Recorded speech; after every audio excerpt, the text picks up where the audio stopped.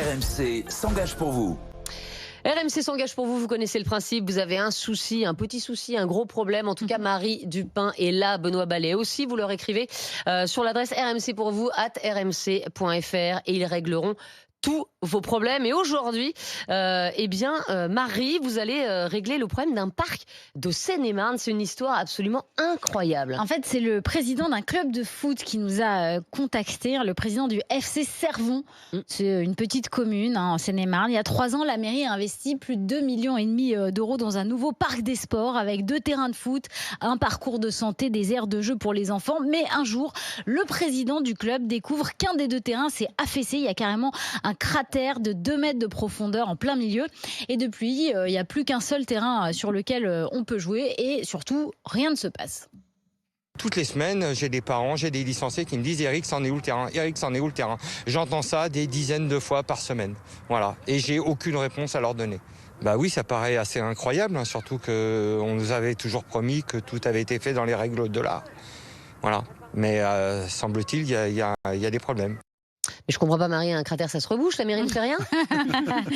Alors, oui, vous avez de la terre, vous avez une pelle. Non, alors, le problème, c'est que la mairie a déjà essayé de savoir ce qui s'est passé. Donc, elle a engagé une procédure devant un tribunal administratif pour savoir qui était responsable de l'affaissement du terrain de foot. Mais avec Benoît Ballet, on a découvert que le problème était sans doute bien plus grave. C'est ce qu'affirme un conseiller municipal, Pascal Dubal. Selon lui, derrière cette histoire de terrain de football, il y a surtout un scandale de pollution. Tout le parc des sports aurait été construit avec de la terre polluée issue de chantiers et notamment de chantiers du métro du Grand Paris.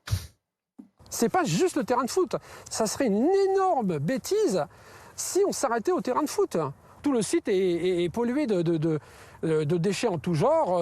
On a plein de morceaux de goudron aussi qui ont été mis, des arbres, des souches d'arbres complets. Alors, le plus important, c'est quand même l'amiante, le plomb et les pneumatiques et l'hydrocarbure. Voilà.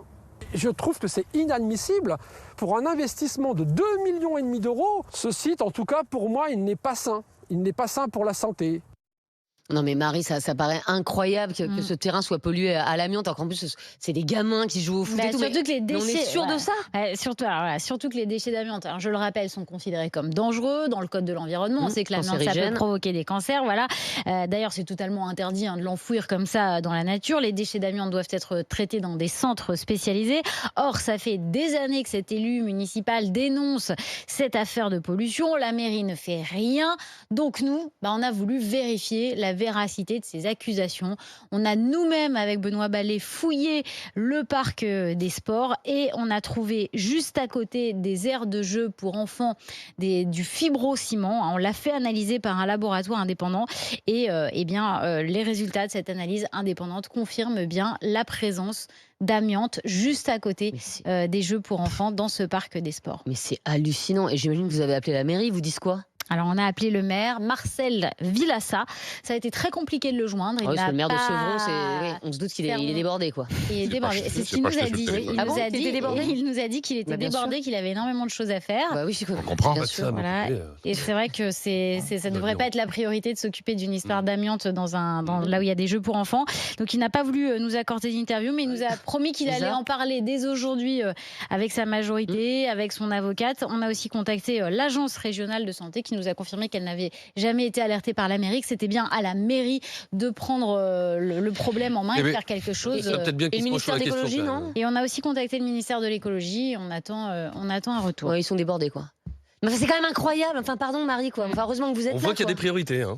Ça paraît fou. Alors, que s'est-il passé ? C'est la vraie question. Que s'est-il passé ? Comment ça s'est passé ? C'est que maintenant il faut déblayer et il faut enlever tout ça. Mais essayez de comprendre aussi comment c'est possible qu'un parc des sports ait été construit visiblement avec des remblais pollués issus de chantiers. Pour savoir qui va payer la réfection. C'est ça le problème. Exactement. Mais bravo Marie d'être toujours là et de soulever des lièvres. En tout cas, à minima, il faudrait dans l'urgence fermer ce parc des sports. Et la société qui a amené les remblais, il faut leur demander comment elle s'est fournie. C'est la mairie qui l'a payé cette société. En plus. Et là, en attendant, fermer peut-être l'accès à ce parc pour les enfants et pour les jeunes qui viennent jouer et pour les adultes aussi, parce que l'amiante c'est dangereux pour les enfants et pour les adultes. Exactement. Merci beaucoup Marie. On suivra ce dossier évidemment avec beaucoup d'attention.